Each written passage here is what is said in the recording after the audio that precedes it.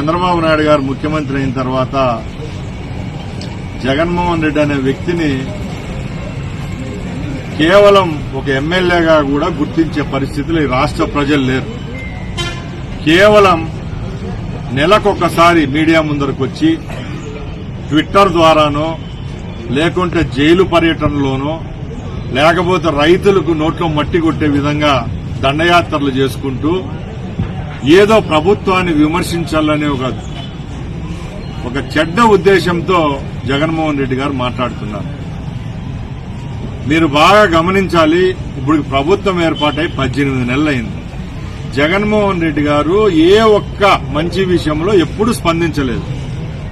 ఆ రోజు విజయవాడ వరదల్లో జగన్మోహన్ రెడ్డి పార్టీ, అలాగే జగన్మోహన్ రెడ్డి నాయకులు, అలాగే ఆయన చెప్పుకుంటూ ఉండే వాళ్ళ యొక్క పాత్ర ఏమన్నా ఉందా? విజయవాడ వరదల్లో ఏమైనా వాళ్ళ పార్టీ కాంట్రిబ్యూషన్ ఏమన్నా ఉందా అని నేను అడుగుతున్నా.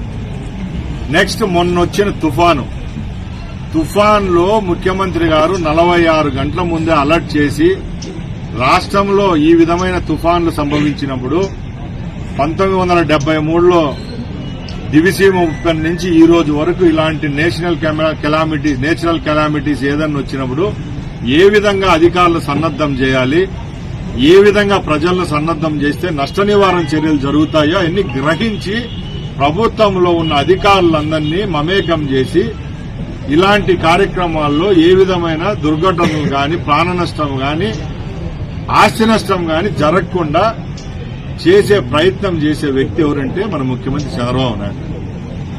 ఎక్కడ ప్రతిపక్ష పాత్ర ఎక్కడా పోషించడం లేదు. కేవలం ఎప్పుడో ఒక రోజు బయటికి రావడం, ఏదో ఒక ట్వీట్ చేయడం. ఈ రోజు నేను ఒకటే చెప్తున్నా, రైతులకు మంచి చేసి మామిడి రైతుల కోసం ఏ ప్రభుత్వం చేయలేని విధంగా దేశవ్యాప్తంగా ఒకే రోజు ఒక 178 కోట్ల రూపాయలు, 4 రూపాయలు కేజీకి లెక్కన 4,000 రూపాయలు టన్నుకి ఇచ్చిన ఘనత కేవలం చంద్రబాబు నాయుడు గారికి దక్కింది. పొగాకు రైతులకు నష్టం వస్తే కేంద్ర మంత్రితో మాట్లాడి తెలంగాణలో ఏ విధంగా పసుపు బోర్డు ఏర్పాటు చేస్తున్నారో ఇక్కడ ఏదైతే పొగాకు బోర్డు కావాలని చెప్పి ఇక్కడ నుంచి మంత్రివర్గం సభ్యులైతేనే ఎంపీలతో కేంద్ర ప్రభుత్వంతో మాట్లాడించి ప్రెజర్ పెట్టిన ఘనత చంద్రబాబు నాయుడు గారికే దక్కింది. రాష్ట్రానికి సంబంధించలేని విషయాలను కూడా కేంద్రంతో మాట్లాడే ఏకైక దమ్మున్న ముఖ్యమంత్రి కేవలం చంద్రబాబు నాయుడు గారు. అలాంటి వ్యక్తి మీద ఈ రోజు ట్విట్టర్ చేయడం వల్ల జగన్మోహన్ రెడ్డికి ట్వీట్లు పెట్టి ఆయనకు నష్టం తప్పక తెలుగుదేశం పార్టీకో లేకపోతే మా ప్రభుత్వానికి వచ్చే నష్టం ఏం లేదు.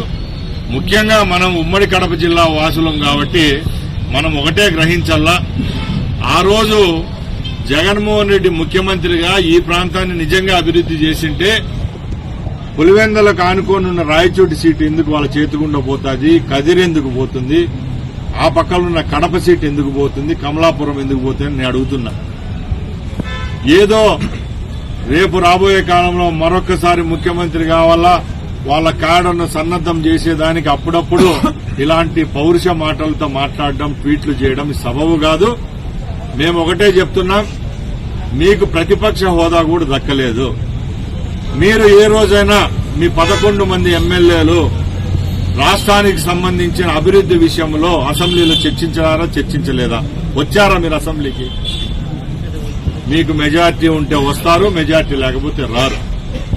మేము ఇప్పటికీ ఛాలెంజ్ చేస్తున్నాం, మీరు ఇట్లా ట్వీట్లు చేసేది కాదు. మీకు దమ్ము ధైర్యం ఉంటే మీ 11 మంది శాసనసభ్యుల్లో రేపు జనవరిలో, ఫిబ్రవరిలో జరిగే శాసనసభ సమావేశాల్లో నిజంగా మీకు చిత్తశుద్ది, మీకు ప్రజల పట్ల ప్రేమ, అభిమానం ఉంటే అసెంబ్లీ సాక్షిగా చర్చా వేదికలోకి వచ్చి చర్చించండి. ప్రజలకు ఏం కావాలో చర్చిస్తే అసెంబ్లీలో సభాపతి సమక్షాన ఆ రూల్స్ పరంగా ఏ విధమైన మా తప్పులుంటే మేము ఒప్పుకుంటాం. రేపేమైనా ఈ ప్రాసెస్ లో మెరుగు చేయాల్సుకుంటే చేసుకుంటామే తప్పక మీరు ట్వీట్లు చేయడం వల్ల ఏం ఒదగదని తెలియజేసుకుంటాం.